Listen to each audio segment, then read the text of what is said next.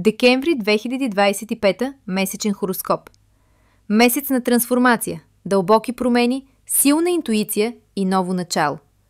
Здравейте, звездни души! Днес ще разгледаме енергията на зодия Скорпион през декември 2025.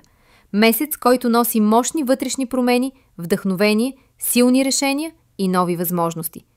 Вашата интуиция е на максимум, а силата ви се активира по начин, който ви дава контрол, увереност и нова посока. Декември 2025 е време на трансформация, силни емоционални решения, нови възможности, вътрешно пробуждане, освобождаване на старо. Вашата планетарна енергия е дълбока, мощна и лидерска. Това е месец, в който Скорпионът печели чрез яснота, смелост и интуиция. Ключова тема за месеца – пусни старото, отвори място за новото. Обвързани Скорпиони. Любовната енергия е интензивна, дълбока и силна, точно както Скорпион обича. През декември задълбочавате връзката, ставате по-близки и емоционално свързани. Идват важни разговори и изясняване. Възможна е крачка напред. Съвместно съжителство, пътуване, план за бъдещето. Ако имало напрежение, месецът носи изчистване и ново начало. Необвързани Скорпиони. За свободните Скорпиони декември е съдбовен. Очаквайте силно привличане към нов човек, дълбока трансформираща връзка, среща, която променя живота ви, връзка, започваща с интензивна химия. Месецът е идеален за любов, но изисква да сте честни със себе си. Благоприятни дни за любов. 4, 9, 17, 30 декември. Работа и кариера.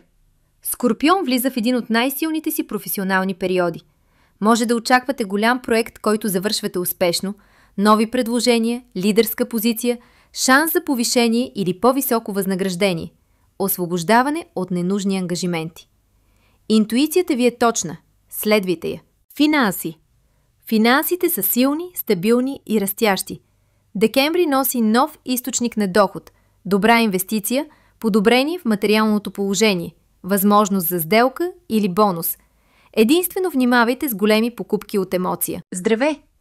Енергията е силна, но емоционалната интензивност може да ви напрегне. Възможни са психическа умора, нужда от повече време сами, желание за тишина и медитация. След 22 декември се чувствате по-леки, освободени и заредени. Съвет от Вселената. Не се страхувай от края. То е началото на нещо много по-добро. Декември 2025 е мощен месец, в който Скорпион прави съдбовни промени. Завършвате годината по-мъдри, по-ясни и по-силни от всякога. Ако този хороскоп ви е харесал, подкрепете канала, като се абонирате за Астровълшебство. Натиснете камбанката, за да не пропускате месечните прогнози.